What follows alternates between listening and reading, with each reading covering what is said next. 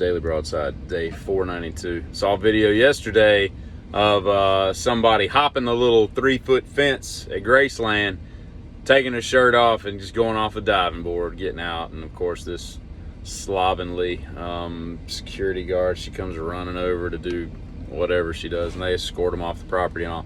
I gotta tell you, man, I don't know if I've talked about this before, but Graceland, it bothers me, right? It bothers me that it's like $70-80 to go in the dumb thing. Costs more than to go into Biltmore, which Biltmore is, I can't even tell you how many millions of times better it is, and all. But Graceland, you know, it's just an institution in this country. People pay all that money just to see like 4 rooms and an ugly kitchen, you know. I mean, it's dumb. And most of the house has been added onto, and you know, the original house is just kind of simple. I mean, it's big, but you know, there's nothing to it, right? And the worst part is you don't get to go across the street and see the airplanes in his car collection. Like, that's like another $30. I just have a problem with that, right? It's just greedy. It's greedy for greedy's greed sake of greed, you know. Anyway, but no, the biggest problem I have is you don't get to go upstairs. So my understanding is everything upstairs is as he left it, right? Like, there's a sandwich and a cup with a drink. Now, I don't think it's the original like grilled cheese sandwich. I think that would have long since been degraded, but they've got like a facsimile. Maybe it's like that plastic food when they make food commercials, you know, it's just like a silicone burger or a silicone grilled cheese, whatever what kind of mayonnaise sandwich he had. I don't know what he's eating, but you don't get to go in the bathroom where he died. Like, that's worth $70 or $80 just to go and I've seen the floor plan. Like, you could walk right through, because like his assistant or something had like a room at the other end, and then across the room from that is his daughter's bedroom, and then I think the parents had a bedroom, or maybe it was his office or something upstairs. But it bothers me, right? But here's the thing, right? There's a rope, and I think they built some kind of wall to where you can't even like stand at the bottom of the stairs and like look up to see anything. They've built like a little fake wall. But like, my understanding is Lisa Marie, when she was alive, what's the wife's name? Pterodactyl? I don't remember her name, but the wife's name, and then like the manager of like the curator of the property or whatever. There's like 4 people on the list now, 3 because what's her name died, that are allowed to go upstairs, right? And there's nothing stopping you from going upstairs. As best I can tell, there's no door or anything, so you just step over a little velvet rope and hop up like 19 steps and you're there, right? What are they gonna do? Ban you from the property? You got to see Elvis's bedroom. Before they can stop you from seeing what you saw everything. Now, maybe the bedroom, I think it's got double doors, but maybe it's locked. But just dump a shoulder into it and heave ho, right? You probably get charged with a crime then. But let's say everything's unlocked. You just walk through and you be like, all right, and you're just snapping mental pictures, just like a complete camera, right? And then once they ban you from the property, you be like, I don't need to come back because I've got it all up here. I've seen everything there is to see. I don't want to see the jungle room. I want to see that toilet where he died. It's probably gold or something. But yeah, that's the issue I have with that, getting banned from Graceland. Why would you come back to Graceland? I don't care if in fact, I think they should ban everybody that goes to Graceland, because it would stop them from ever having to come back. Because there's no need for anybody to see Graceland twice, right?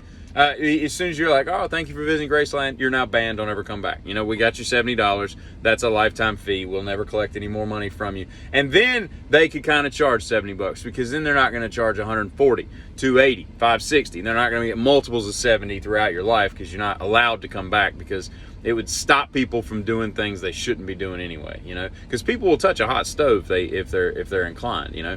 I looked up, I've been wanting to travel by train, like on a long distance overnighter, right, for a long time. And I've been trying to like run the numbers and find a way to do it.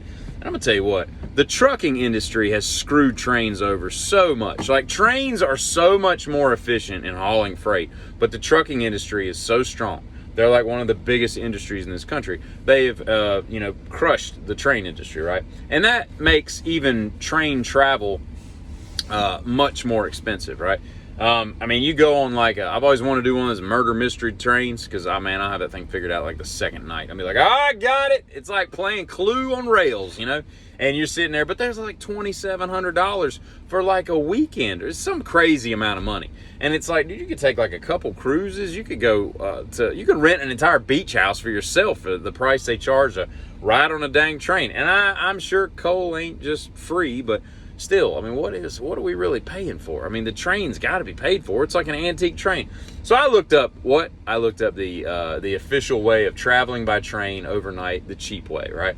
And this would probably be something I would regret because it's probably disgusting. But I looked up Amtrak, and all I wanted to do was go down to New Orleans, and because I've never been to New Orleans, and I figured, oh, that'd be kind of cool, you know, just take a train down there, dip around, stay in the little the French Quarter.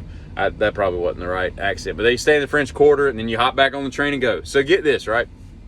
You get a roomette, which is basically like a bunk shoved into the ceiling and a little bunk at the bottom that turns into 2 seats that face each other, and I think a sink. All right, and that's it, right? And the weird part about it is the room doesn't lock when you leave. I've looked into many things about this, but you can't lock the room and leave. So if you go to the dining car, you got to take all your valuables with you because you can't be trusting people on a train, right? But when you're in the room, you can lock it. I don't understand that. Like, does a porter not have a master key if we lock ourselves out? But you got to go down the hall to do like a communal bathroom type thing, right? Okay, the roomette. If you leave on a Thursday night, let's say at 5:30 in Raleigh, North Carolina, you will get to New Orleans at 9:30 the next night. It's like almost 30-hour trip. With God knows, what are they stopping like every 40 yards? That's crazy. That's like I imagine it's like riding a bus, but without a bed, you know? But here's the thing, 2 people, $611. Good Lord, man, but that's not the worst. You can also get a bedroom, which a bedroom is a little bit bigger room, probably twice the size. Obviously, you know, bed for 2, then you get your own bathroom, your own shower, right? Own toilet, own shower, right? And then a little sink and all that, right? You don't have to use the plebeian toilet down the hall. Same thing, 5:30 on a Thursday, you arrive 9:30 at night. I'm sorry, I said that wrong. $1,724. That's 4 digits, a 1, a 7, a 2, a 4. I sounded like the Hootsy the owl. Is it Hootsy? A 1, a 2, a 3, a 1, 7, 2, a 4, right? Tootsie Roll, Tootsie Pop train travel. That's what we're talking about right now.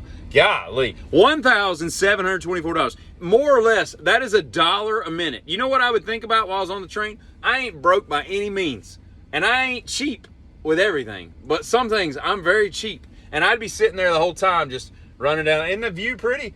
Yes, pretty. $2, $3, $4, $5, $6. I'd be counting dollars every minute. It would drive me nuts. That gets expensive right there. $1,700.